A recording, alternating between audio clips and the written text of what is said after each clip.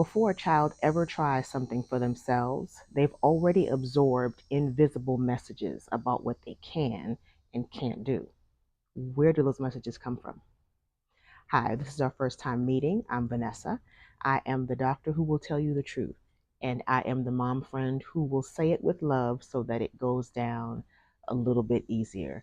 And today we are talking about what families do that help the child or the children in the family know what they're capable of. And it's building on something I talked about in a previous video where I talked about the four components that a family provides children.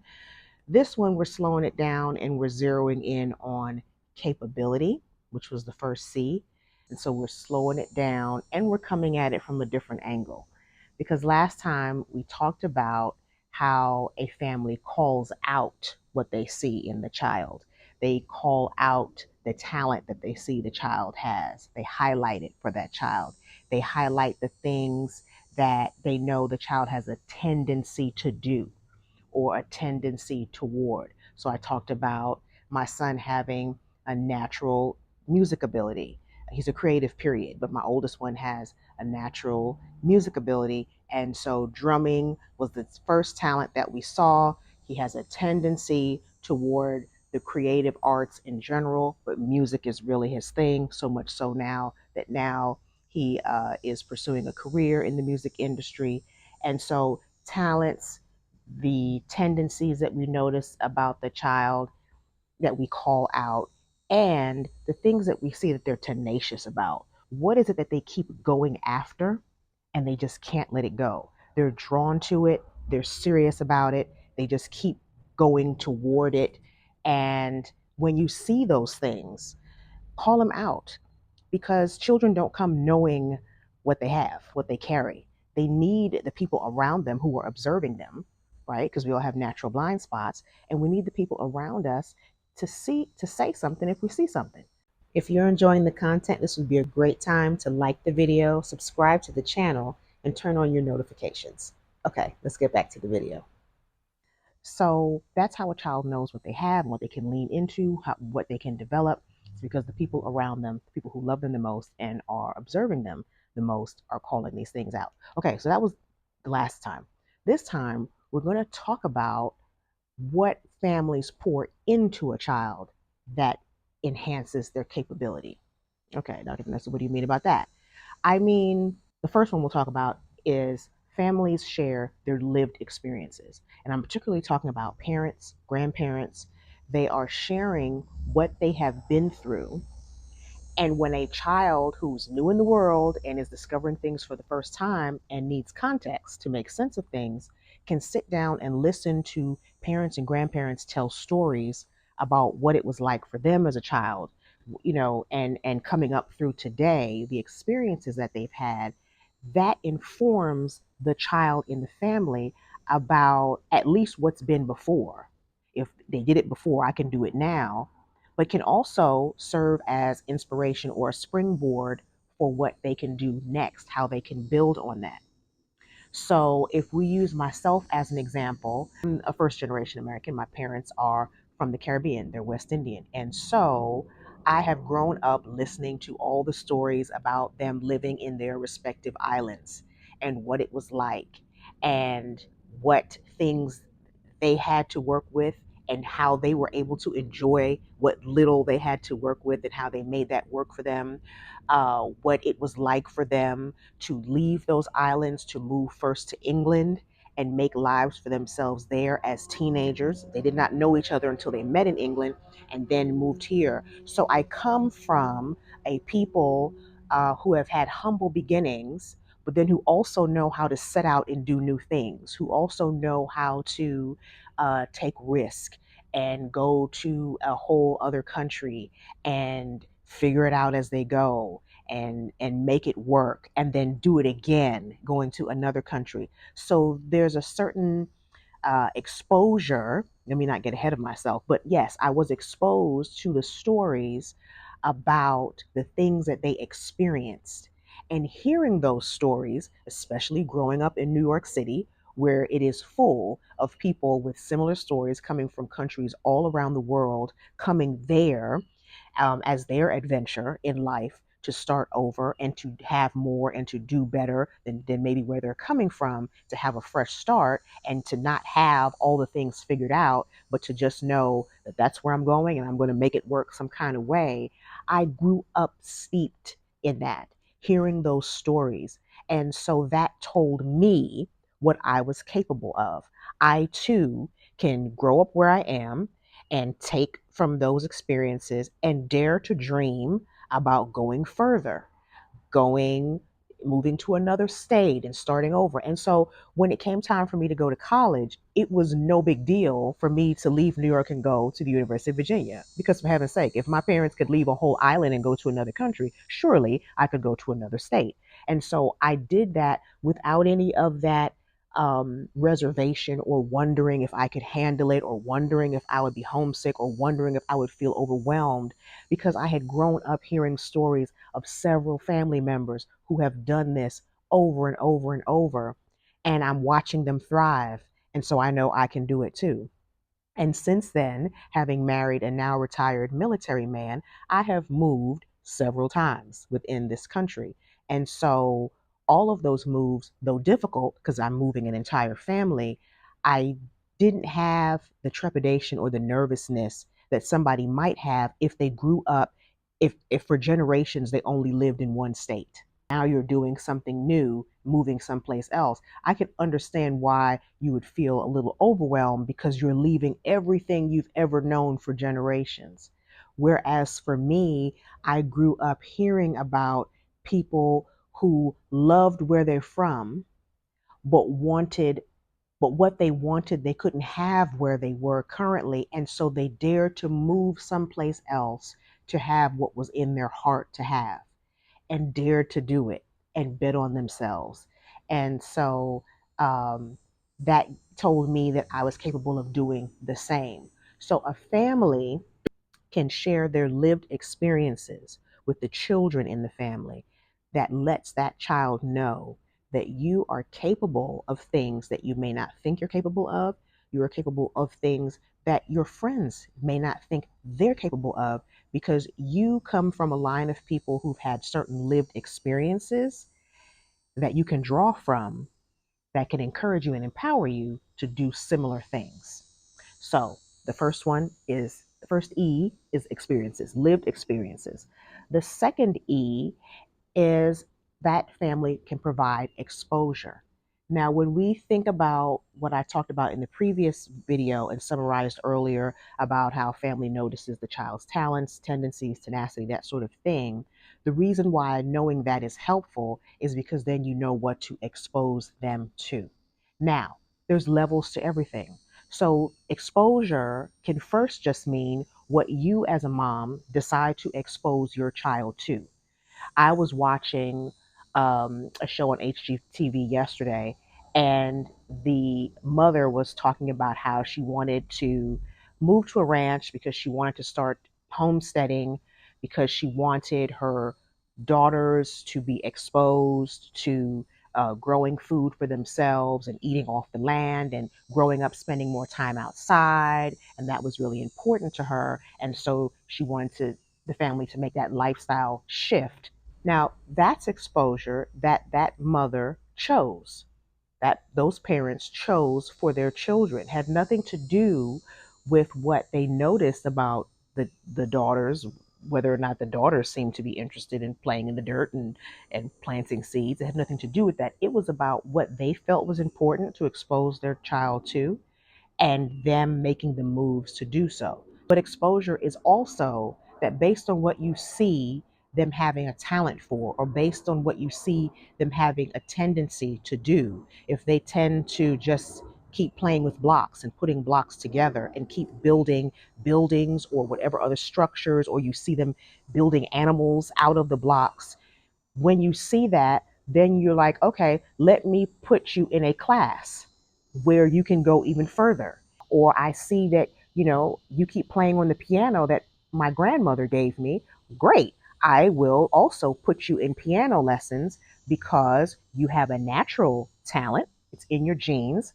My grandmother played the piano. And so, with some lessons, who knows what all you can do. And so you expose them based on what you see that they're already interested in, what they're already gifted at, what they are already fascinated with, and you can't keep them away from it. They keep getting into it and they have a curiosity for it.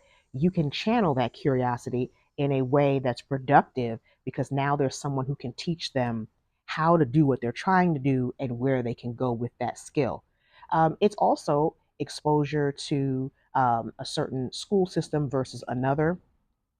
I grew up going to private school because my father saw what exposure in public school, how it didn't work out well for my older sister. And so he decided, okay, we're not exposing her to that. We're going to put her in private schools. And yeah, they had to do what it took to budget and to have the kind of jobs where they could make that kind of money and yet still sacrifice to give me that opportunity because they didn't want me to be exposed to what was happening in the public schools. They wanted me to be exposed to other students who also had to pay to go to that school and whatever caliber that meant. That's what they wanted me to be exposed to. And so these are the decisions that you make as a mom. These are the decisions that you and your husband make as parents about what you want to expose your child or children to and why. Is it because of what you see that they have a natural talent for that you want to develop, or things that just are important to you that you want to expose them to, or things that you see that they are currently exposed to and you want to redirect them to be exposed to something that you find more valuable based on what you want for your children? Which brings me to the last E, which is expectation. Now, one of the things that my dad said to me, I'll never forget it. We were standing in the kitchen and we were talking about, and I was thanking him actually for all that he and my mom had done for me, considering where they had come from, the small islands they came from. My mom's a nurse, my dad was in construction, and the investment that they made in me. And my dad said, well, any good parent wants their child to do better than them. Like he said, that's the whole point. Like, what is the point? If they're not going to go and do better than what you have done, then what is the point? And I took that, and that's a part of how I approach my own motherhood journey. Is I have an expectation that my children will go further than me. I expect my daughter to be a better mother than me. I expect my sons to be better fathers than their father. I expect that what we have given them is their base that they build on, and that they do even greater works, that they are even uh, that they develop from what we have given them and become even better.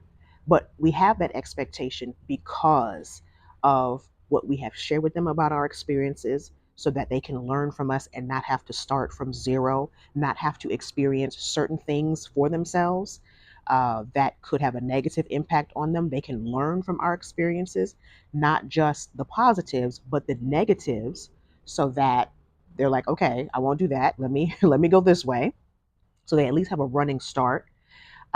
We are providing them exposure to things that we did not have because we want them, again, to be able to start further along than we did so that they can go even farther than we have gone. And we're there to cheer them on.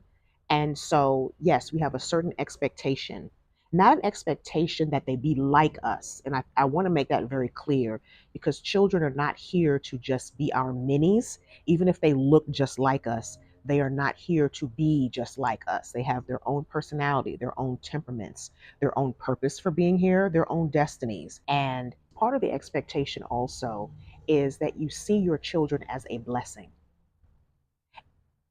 And let me pause here because if you are not seen as a blessing as a child, it is very easy, in fact, very normal for you to just come into motherhood with a certain hostility. You love the child, but you don't understand why sometimes you feel a way about them, or you say things to them or about them that gives the impression that they are annoying, that they are a bother, that they are a burden.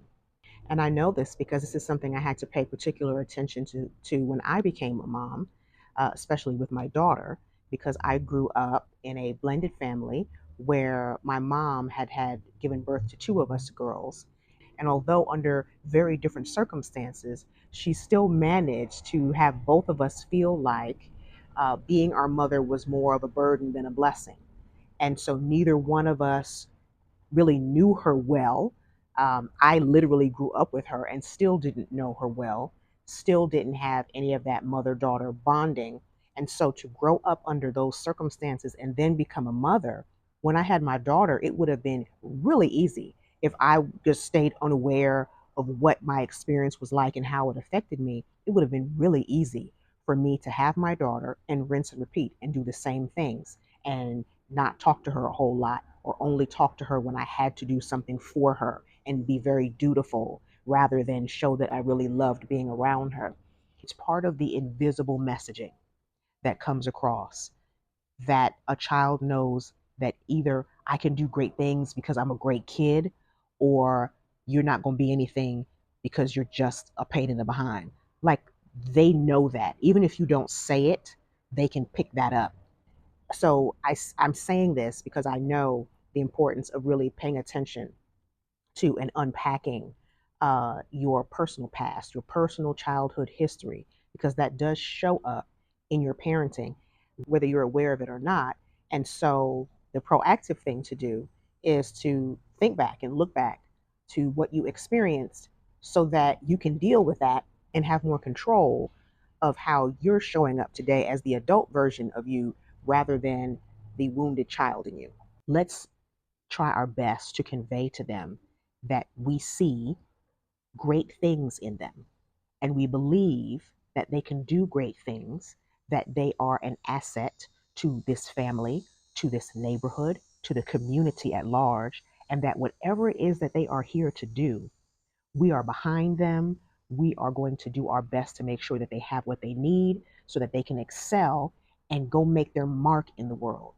That is the expectation we have of them. We don't expect them to to be lost, to feel like they are the least, to feel like they are lacking in some way. We want them because they are in our family. You want your child because they're in your family to know that they are here on purpose, for purpose, and that whatever it is that they're here to do, you are excited about it and you have their back. That expectation causes a child that when they're in school and they have a choice between um, paying attention to this teacher, doing their work, taking these notes, asking questions, studying for the test, versus goofing off in the bathroom, smoking weed, hanging out with their friends, cutting class, after school, going to do God knows what, instead of coming home and studying. When they have that choice, those words in their ears about this is what my parents and my grandparents have gone through. They told me the stories, and this is why they've gotten where they are today. This is what my parents have worked really hard to expose me to so that I have certain experiences of my own that challenge me to see what gifts I have and what I can develop and where I want to go and the vision that I have for my life and what they expect from me. That they invested all of this in me because they believe in me. When they have the choice to really um, move forward and progress and excel versus self sabotage, it's those words that ring in their ears that can make the difference in what they choose. I I've talked before about wanting to be a doctor since I was 6 years old. That was just in me. I don't It's not that anybody said that to me. That's just what I believed I could do. But I'm telling you that I believed I can do it in part because I knew who I came from. And I'd heard enough stories even by the age of 6 that I was like, okay, I can do that. No, there were no doctors in my family at that point. A lot of nurses, but I believed I could be the doctor. And I believed that because of the shoulders that I stood on. And so that gave me the ability to dare to have that vision. And it has been and it had been those stories and what my parents exposed me to and that fact that they believed in me, that kept me on the path, on the right path, all through high school when I had opportunities to go the way I saw people in school going, right? And see choices that they were making. And because I had a vision for my life, I made certain choices that they didn't. And that vision for my life was fed and fostered based on the stories I'd heard about, the things that my family experienced, the the expectations that they had for me, and the things that they exposed me to because of what they believed I could do. Did they believe I could be a doctor? No. But they believed that I was living in a place where I could be anything I wanted to be, or I could at least do greater things than they did. And so they set me up for that. And I took on the challenge. I absorbed that messaging and went with it. Now, there are other messages that I absorbed, and we'll talk about that in other videos. But when it comes to me believing that I was capable, family plays a big part in me believing that, in you believing that, and in what your children can believe going forward. And so we're not real big here on dwelling on the past in the sense of beating ourselves up for what we didn't do because we didn't know. I'm asking you, based on what you now know, that starting today, tell your children, let them know what you have experienced, let them know who they come from. Um, let them know what you believe they can do because of who they come from, what you have exposed them to. Tell them why you make the choices that you make, why you have put them in this class, why you are putting them in this sport, what you have seen in them that you want to invest in further. Conversely, why you don't allow them to do the things that they want to do that maybe their friends do because you recognize that that kind of exposure is not going to be productive to them. It's actually going to set them back. And tell them that you do all of this because you have great expectations for them, because of who you know they can be, because of who you see that they are right now. I would love to know what you think about all of that in the comments. I thank you for joining me. Not only do I want to hear from you in the comments, I'd love for you to join my Motherhood Unmasked Moments newsletter. It's where I share a lot more behind the scenes of what I'm learning real time in family dynamics. I'm a family dynamics consultant. And so I'm not just working with other people. There are things that I am learning still all the time because we have never arrived. Motherhood is always a journey. No one ever arrives. I'm still learning. And the things I learn, I do share with those who want to come close and hear more. And so I do that in my weekly newsletter. I'd love for you to sign up and see you there. And until next time, please remember, when it comes to you being the mother of your children, you are the woman for the job. Take care.